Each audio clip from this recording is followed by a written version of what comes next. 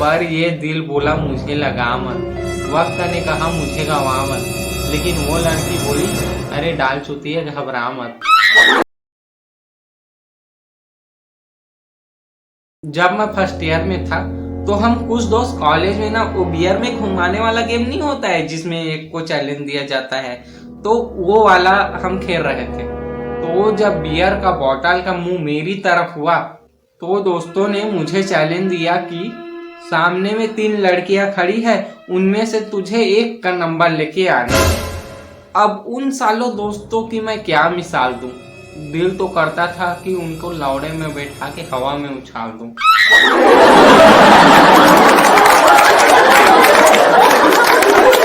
तो मैंने उनको कहा देखो भाई मुझे कुछ दूसरा दो, ये मेरे से नहीं होगा।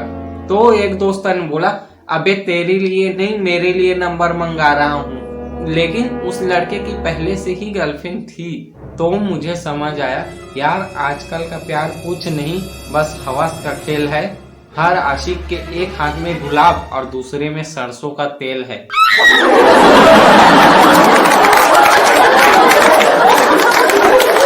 तो मैं किसी तरह वहां पे जाके एक लड़की को बोला हेलो, तो वो बिना बात सुने ही बोली आई हैव अ बॉयफ्रेंड।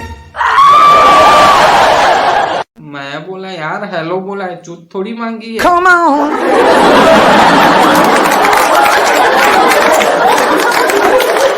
फिर मैं दूसरी लड़की के पास गया और उससे नंबर मांगा, तो वो बोली यार मुझे नंबर देने में कोई इंटरेस्ट नहीं है, सेक्स करना है तो बोलो।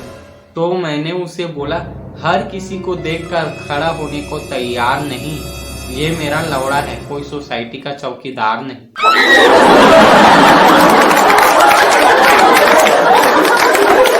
फिर फाइनली एक लड़की ने नंबर दिया, तब समझ में आया यार कि किसी लड़की का नंबर लेना गांठ से अखरोट तोड़ने से भी ज्यादा मुश्किल काम है। फिर जिस लड़की ने नंबर दिया था उससे मैं बातें करने लगा, रोज चैट करने लगा, हम दोनों की दोस्ती हो गई और हम दोनों का मिलना मुलाना भी चालू हो गया। एक बार हम दोनों एक दोस्त के बर्थडे पार्टी में रात को गए थे, तो पार्टी में वो मेरे पास आकर मुझे बोली अरे देखो तो कैसा जमाना आ गया है, वहां पर एक लड़का दूसरे लड़के को फ्लाइंग किस दे रहा है। मैं बोला यार वो फ्लाइंग किस नहीं है, वो उनके बीड़ी मांगने का ही स्टाइल है। फिर पार्टी खत्म होने के बाद हम बाइक में जा ही रहे थे तो अचानक मेरी बाइक का पेट्रोल खत्म हो गया। फिर हम पैदल ही जा रहे थे, हवा चल रही थी, वो नशे में थी और स्कर्ट पहनकर इतरा रही थी और मैं आंधी आने की दुआ मांग रहा था।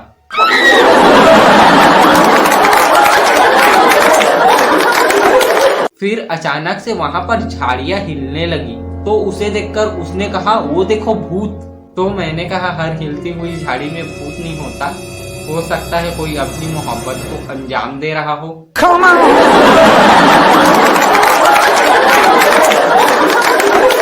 फिर वो झाड़ियों को हिलता देख मैं भी सोचने लगा कि पता नहीं वो दिन कब आएगा जब मैं उसे बोलूंगा कि पायल निकालो आवाज बाहर जा रही है। फिर अचानक से वो मुझे झाड़ियों में ले गई और मैं ये सब में नहीं पढ़ना चाहता था, लेकिन वो बोली चलो स्टार्ट करो, पर ये दिल बोला मुझे लगा मत, वक्त ने कहा मुझे गवा मत, लेकिन वो लड़की बोली अरे डाल चुती है घबरा मत।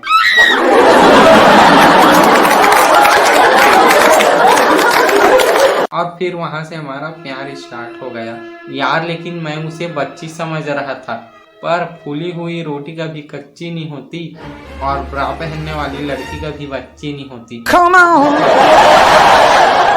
तो हमारा प्यार ऐसे ही चल रहा था और एक बार वो मुझे बोली यार मुझे ऋतिक रोशन बहुत पसंद है, वो बाइक से कैसे पहाड़ में जंप करता है और माउंटेन ड्यू पीता है, और मुझसे बोली क्या तुम भी बाइक से पहाड़ में कूद सकते हो।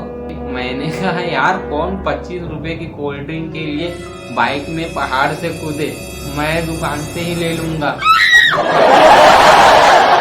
और हाँ तुम कब अपने मम्मी पापा से मुझे मिला रही हो। उसने बोला क्यों, तो मैंने कहा यार उनसे शादी की बात करनी है। तो वो मुझे अपने मम्मी के पास ले जाकर इंट्रोड्यूस कर दी, तो उसकी माँ ने मुझे पढ़ाई के बारे में पूछा, तो मैंने कहा मैं पढ़ाई में बहुत गधा हूँ, ज्यादा पढ़ाई नहीं करता। तो उसकी माँ बोली मैं अगर तुम्हारी मम्मी होती तो तुम्हें 2 दिन में गधे से इंसान बना देती। मैंने मन में कहा और मेरे पापा आपको एक रात में इंसान से घोड़ी बना देंगे।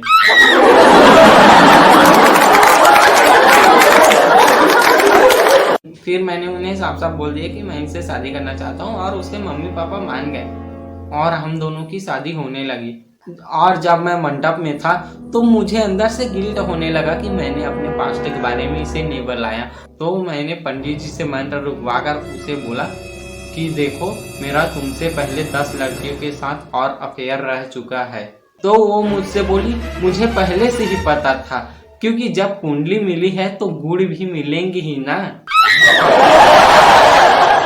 मैं ये चीज सुनकर शौक रह गया। फिर मुझे रोबोट मूवी याद आया और तुरंत मैंने ये चीज एक्सेप्ट कर ली, क्योंकि जब ये लड़की रोबोट का चूतिया काट सकती है तो मैं तो एक लड़का हूँ।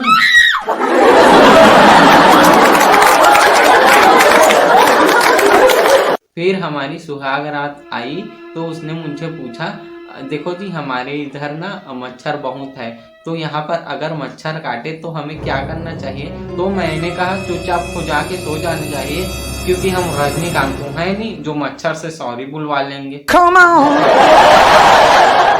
फिर सुबह हुई और उसे तो खाना बनाना नहीं आता था, तो मैंने बनाने का डिसाइड किया और मैंने उससे पूछा क्या खाओगे।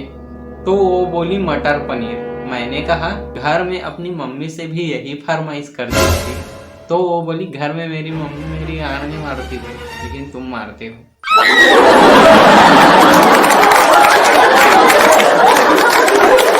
फिर थोड़े दिन बाद वो अपनी मम्मी को फोन लगाई तो उसकी मम्मी ने उसे पूछा देखो तुम्हारे पापा तो खर्राटे बहुत लेते हैं, लेकिन क्या दामाद जी भी खर्राटे लेते हैं। तो वो बोली अभी तो शादी को सिर्फ 4 दिन हुए हैं, जब सोएंगे तब पता चलेगा।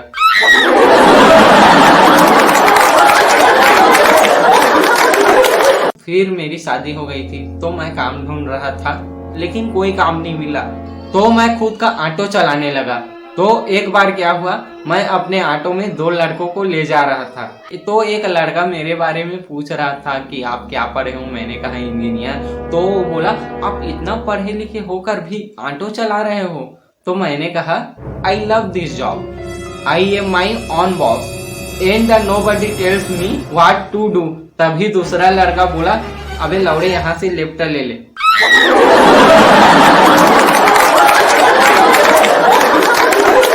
तब समझ आया कि शेरों की तरह जीते थे जब कमाते नहीं थे, जब कमाना शुरू किया तब जिंदगी शेरों की तरह हो गई।